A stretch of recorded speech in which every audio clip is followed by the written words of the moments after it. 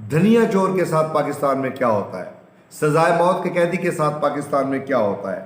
معمولی جرائم میں اگر ایک شخص جیل میں پڑا ہوا ہے، 5 دن کے اندر اس کی ضمانت ہوئی اور 6 سال کے بعد اس کی روکار پہنچی، اگر یہ انصاف کا معیار یہی ہے تو فیصلہ پھر آپ نے کرنا ہے کہ پاکستان میں انصاف مل رہا ہے یا پاکستان میں انصاف نہیں مل رہا۔ تفصیل میں جانے سے پہلے آپ سے استدعا ہے آپ ہمارے چینل کو سبسکرائب کر لیجئے، بیل آئیکن کو بھی پریس کر لیجئے، ویڈیو کو بھی شیئر کر دیجئے۔ بڑھتے ہیں آج کے موضوع کی جانب۔ مدعی نے FIR کٹوائی۔ میں کھیتوں میں دھنیا کاٹ کر منڈی فروخت کرنے جا رہا تھا، رستے میں افضل خرم نے روکا۔ اس کے ایک ہاتھ میں پستول، دوسرے میں رائفل تھی۔ اس نے اسلحے کے زور پر مجھ سے 1000 مالیت کا دھنیا چھین لیا۔ افضل خرم گرفتار ہوا۔ کچھ عرصے بعد اس نے ضمانت کے لیے درخواست دی۔ سیشن کورٹ، ہائی کورٹ، نیچے مجسٹریٹ صاحب سے اس کی درخواست ضمانت خارج ہوئی۔ کیس سپریم کورٹ پہنچا۔ جسٹس قاضی فائز عیسیٰ پر مشتمل 2 رکنی بینچ کے پاس کیس پیش ہوا۔ جسٹس قاضی فائز عیسیٰ حیرانی سے بولے، حیرت ہے، بڑے مجرم آزاد گھوم رہے ہیں جبکہ 1000 دھنیا کا چور جیل میں ہے۔ افضل خرم کی درخواست ضمانت منظور ہوئی۔ یوں 1 سال جیل کے بعد 1000 روپے کی دھنیا چور کو سپریم کورٹ سے رہائی ملی۔ محمد زاہد کہا جائے وہ 4 مقدمات میں سزا یافتہ، 15 مرغیاں اور سامان چوری کا مقدمہ۔ نچلی عدالت میں سیشن کورٹ، ہائی کورٹ سے ضمانت کی درخواستیں خارج ہوئیں، مسترد ہوئیں۔ درخواست ضمانت سپریم کورٹ پہنچی۔ سپریم کورٹ نے بھی مرغی چور کی درخواست ضمانت مسترد کر دی۔ غلام قادر، غلام سرور، 2 بھائی، قتل کے مقدمے میں سزائے موت ہوئی۔ کیس سپریم کورٹ پہنچا۔ کیس چلا۔ سپریم کورٹ نے دونوں بھائیوں کو بری کر دیا۔ سپریم کورٹ کا فیصلہ بہاولپور جیل پہنچا تو پتہ چلا دونوں بھائیوں کو تو 1 سال پہلے پھانسی ہو چکی ہے۔ 13 سالہ رانی شوہر کے قتل کے الزام میں ماں باپ بھائی کے ہمراہ گرفتار ہوئی۔ ماں کی جان تو 6 ماہ بعد چھوٹ گئی۔ والد جیل میں تپ دق کے باعث فوت ہوا۔ 15 سالہ جیل کے بعد رہا ہونے والا بھائی TB سے مر گیا۔ رانی نے 19 سال جیل کاٹی۔ سینکڑوں قیدیوں کے لیے کھانا پکانے، جیل کا فرش صاف کرنے والی رانی اتنی غریب کہ وکیل کے پیسے نہیں، سرکاری وکیل ملا نہیں۔ جیل سپرنٹینڈنٹ نے کئی بار ہائی کورٹ میں رانی کی اپیل دائر کرنے سے انکار کیا۔ 2014 میں رانی کی قسمت تب جاگی جب ایک غیر سرکاری خیراتی تنظیم کی وکیل کی جیل میں رانی سے ملاقات ہو گئی۔ رانی کی دکھ بھری داستان سن کر وکیل نے رانی کا کیس لیا۔ 3 سال بعد 2017 میں لاہور ہائی کورٹ نے رانی کو ناکافی شواہد کی بنیاد پر رہا کر دیا اور رہا کرتے ہوئے عدالت نے غلط سزا پر رانی سے معافی مانگتے ہوئے کہا، جیل حکام کے غیر سنجیدہ رویے کی وجہ سے رانی کو اتنا لمبا عرصہ جیل کی اذیت برداشت کرنا پڑی۔ لاہور ہائی کورٹ کے جسٹس صداقت علی عباسی کی سربراہی میں 2 رکنی بینچ نے قتل کے مقدمے میں سزائے موت پانے والے قیدی سید رسول کی اپیل پر 2017 میں بے گناہ قرار دے کر رہائی کا حکم دیا تو پتہ چلا سید رسول تو 3 سال قبل 8 نومبر 2014 کو شاہپور جیل میں دل کا دورہ پڑنے سے انتقال کر چکا۔ قتل کا ملزم جمیل راولپنڈی ہائی کورٹ بینچ نے رہا کیا تو پتہ چلا 19 سالہ جیل کے بعد 2 سال پہلے جمیل جیلم جیل میں انتقال کر چکا۔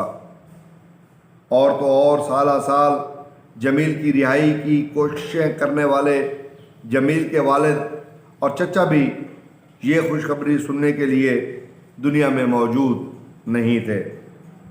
لاہور نولکھا کا پان فروش جمشید اقبال 2013 میں اسے احترام آرڈیننس کی خلاف ورزی کرنے پر مجسٹریٹ نے 5 دن کی قید سزا سنا دی۔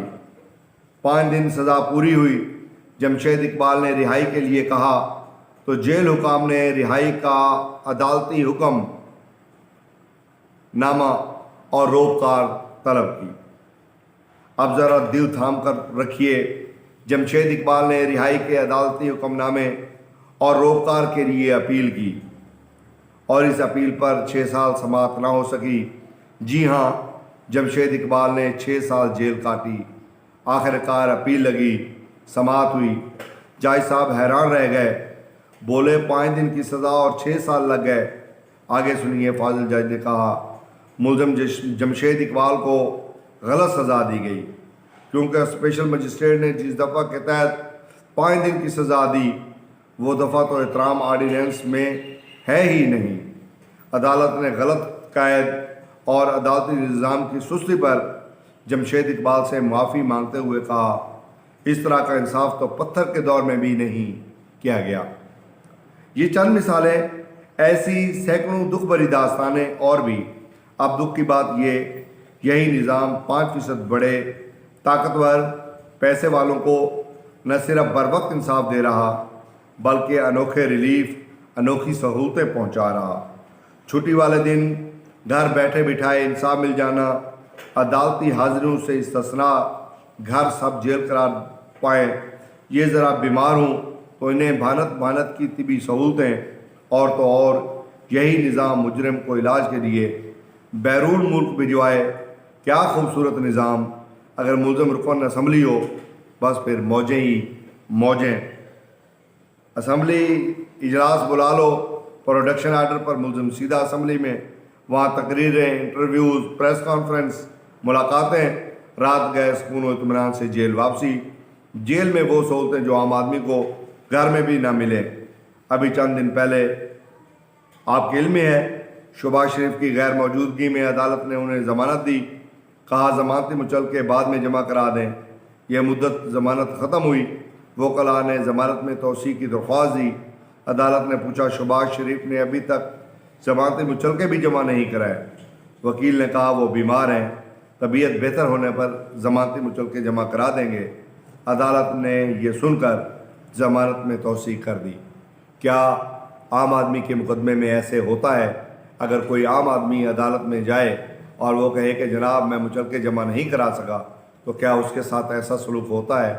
میری جو 17-18 سالہ وکالت ہے میں نے اس میں یہ نہیں دیکھا۔ اور اب ایک طرف یہ سب کچھ، دوسری طرف 5 دن سزا کاٹ کر پان فروش جمشید اقبال کو رہائی کے عدالتی حکم اور روپکار کے لیے 6 سال جیل کاٹنے پڑے۔ مطلب غریب کے لیے قدم قدم پر چھتر، امیر کے لیے قدم قدم پر ریلیف۔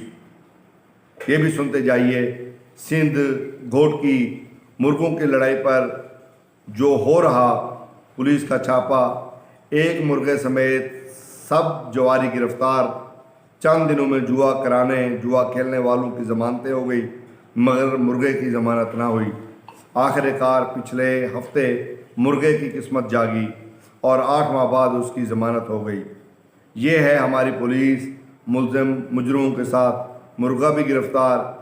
یہ ہے ہمارا نظام انصاف، مجرموں کے دنوں میں ضمانتیں، مرغہ 8 ماہ قید رہے۔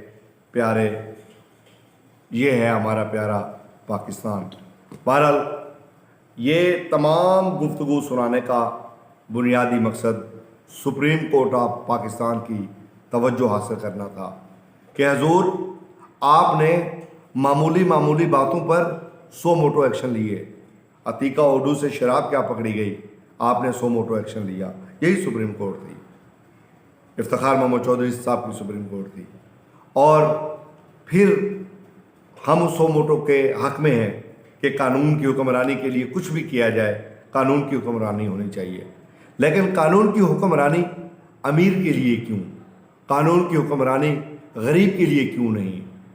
ایک غریب آدمی کیا تھانے میں اس روٹین میں داخل ہو سکتا ہے کہ وہ جائے اور ایس ایچ او صاحب اس کو بڑی عزت اور احترام سے ویسے ملے جیسے وہ آپ کے MP کو ملتا ہے، جیسے وہ آپ کے MNA کو ملتا ہے، یا جیسے وہ تاجران کے صدر کو ملتا ہے، یا وہ کسی معزز آدمی کو ملتا ہے، ایک عام شہری کو جب تک معزز کے طور پہ ٹریٹ نہیں کیا جائے گا تب تک آپ کا عدالتی نظام، اور یہ صرف اور صرف عدالتی نظام کی بدولت ہے، جب عدالت طاقتور کو، امیر کو، اس کے کہنے پہ، اس کی سفارش پہ فیصلے ہوں گے یا طاقتور حلقوں کی مداخلت پر فیصلے ہوں گے، تو پھر یاد رکھیے ظلم پر معاشرہ قائم نہیں رہ سکتا۔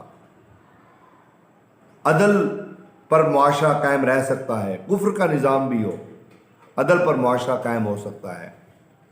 یاد رکھیے پھر ظلم پر کوئی گھر قائم نہیں رہ سکتا، ظلم پر ایک محلہ قائم نہیں رہ سکتا، ایک معاشرہ قائم نہیں رہ سکتا، ایک سلطنت قائم نہیں رہ سکتی۔ اگر پوری دنیا ظلم کے نظام پر بھی چلی جائے تو یاد رکھیے یہ دنیا مٹ کر رہتی ہے، پھر نئی دنیا تخلیق ہوتی ہے۔ امید ہے آج کا موضوع آپ کو پسند آئے گا۔ مجھے آپ کے کومنٹ باکس میں انتظار رہے گا کہ آپ کے کومنٹس پاکستان کے عدالتی نظام کے حوالے سے کیا ہیں۔ بہرحال میں سپریم کورٹ آف پاکستان سے مطالبہ کروں گا کہ وہ اپنے نظام پر ایک دفعہ نظر ڈالیں اور آزادی اظہار رائے پر قدغن لگانے سے پہلے اپنے دامن کو ضرور صاف کیجیے گا۔ ویڈیو دیکھنے کا بہت بہت شکریہ۔